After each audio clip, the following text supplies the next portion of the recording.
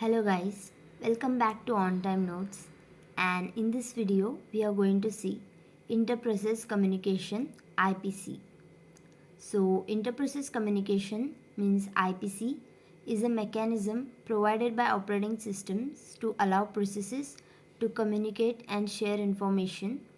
It helps one process inform another then an event has occurred.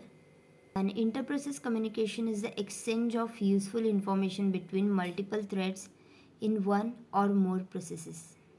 So interprocess communication क्या है कि एक mechanism है जो ऑपरेटिंग सिस्टम को अलाउ करता है कि वो दूसरे प्रोसेसेस के साथ कम्युनिकेट एंड इन्फॉर्मेशन शेयर कर सके एंड ये एक प्रोसेस को दूसरे प्रोसेस के साथ कम्युनिकेशन के लिए हेल्प करता है. और जो इंटरप्रोसेस कम्युनिकेशन है उसको ऐसे भी डिफाइन कर सकते हैं कि एक मल्टीपल थ्रेड जो है उनमें यूज़फुल इंफॉर्मेशन या फिर यूज़फुल इंफॉर्मेशन के एक्सचेंज होना मल्टीपल थ्रेड्स में इन वन और मोर processes.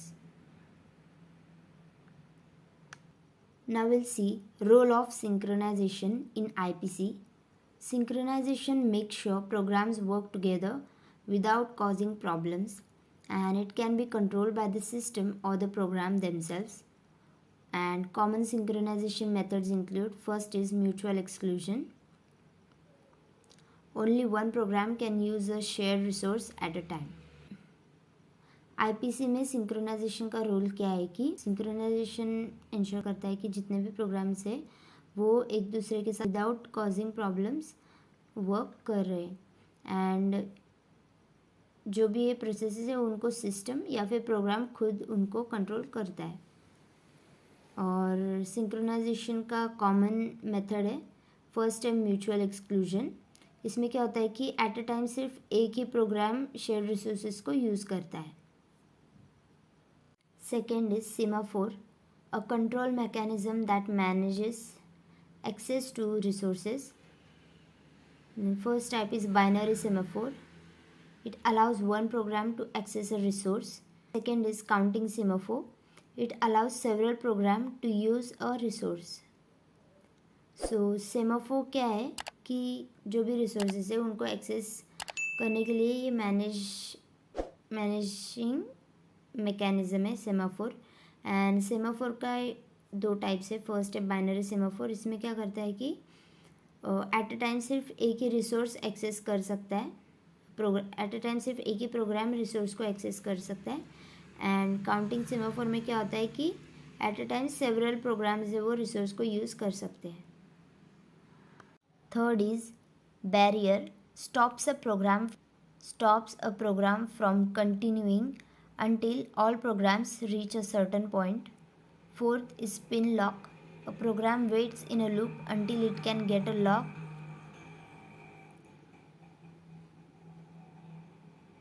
Fourth is spin lock. A program waits in a loop until it can get a lock on a resource.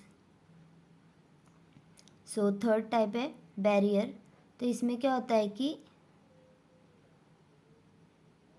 जब तक सारे प्रोग्राम्स सर्टन पॉइंट रीच नहीं होते तब तक वो प्रोग्राम को स्टॉप नहीं करता. वो कंटिन्यूसली वो उसको रन ही करते रहेगा प्रोग्राम्स को जब तक वो सारे के सारे प्रोग्राम्स सर्टन पॉइंट पे रीच नहीं होते. एंड फोर्थ है स्पिन लॉक. इसमें क्या होता है कि जो प्रोग्राम है वो लूप में आके रुक जाता है. मीन्स जब तक वो रिसोर्स लॉक नहीं होता जो भी रिसोर्सेस को चाहिए तब तक वो प्रोग्राम को लूप में ही लाके रुका देता है. And now will see approaches to IPC. First is pipe. A pipe is a one way channel use for data transfer between processes and it allows data to move in one direction, but two pipes can be used for bidirectional communication. So IPC के approaches है. First है pipe. तो ये क्या होता है, सो जो pipe है वो वन वे चैनल है जिससे हम लोग डेटा ट्रांसफ़र कर सकते हैं बिटवीन प्रोसेसेस. एंड जो पाइप है वो डेटा को एक ही डायरेक्शन में सेंड कर सकता है. लेकिन अगर हम लोग को दो डायरेक्शंस में डेटा सेंड करना है तो हम लोग दो पाइप्स यूज़ करेंगे so that can bidirectional communication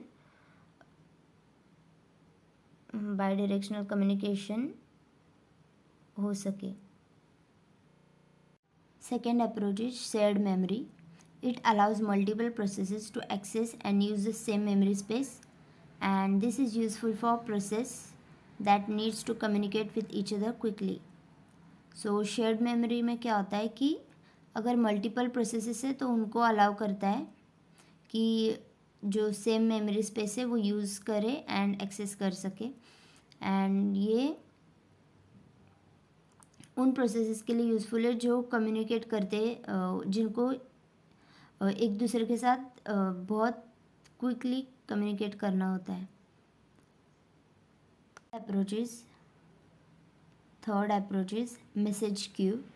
A message queue stores messages sent from one process to another, and the messages stays in the queue until they are retrieved by the intended process. So here we can see shared memory between process 1 and process 2, and message queue between process 1 and process 2. So message queue में क्या होता है कि जो भी message send हुए है एक प्रोसेस से दूसरे प्रोसेस, उनका क्यू स्टोर करता है मैसेज क्यू में.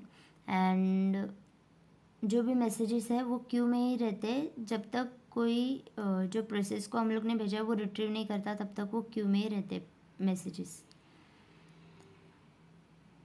सो ये डायग्राम से वो रिप्रेजेंट करते हैं shared memory and message queue. So shared memory जो प्रोसेस 1 एंड प्रोसेस 2 के बीच में, and message queue.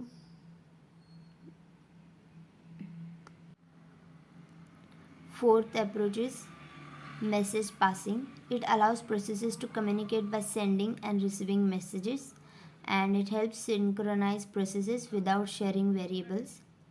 Fifth is direct communication. It creates a link between two communicating processes, and only one link can exist between each pair of processes.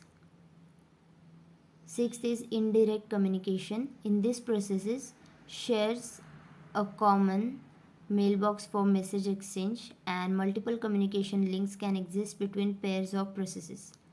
So fourth approach है message passing. तो इसमें क्या होता है कि इसमें processes को allow रहता है कि वो एक दूसरे के साथ मैसेज सेंड एंड रिसीव करके कम्युनिकेट कर सकते हैं, एंड प्रोसेस को सिंक्रोनाइज करने के लिए हेल्प करता है message passing without sharing variables. And fifth approach है डायरेक्ट कम्युनिकेशन. इसमें क्या होता है कि जो भी दो प्रोसेस है वो कम्युनिकेट करें उनके बीच में एक लिंक क्रिएट करता है, एंड उन दो प्रोसेस के बीच में सिर्फ एक ही लिंक एग्जिस्ट कर सकती है. एंड सिक्स टाइप है इनडायरेक्ट कम्युनिकेशन. इसमें क्या होता है कि इसमें common mail box mail message exchange के लिए कॉमन मेल बॉक्स रहता है प्रोसेसेस के बीच में, एंड इसमें क्या होता है कि बहुत सारे लिंक्स एग्जिस्ट कर सकते हैं between processes. Seventh approach is FIFO, first in first out. It allows communication between two unrelated processes, and it supports full duplex communication, allowing two-way interaction between processes.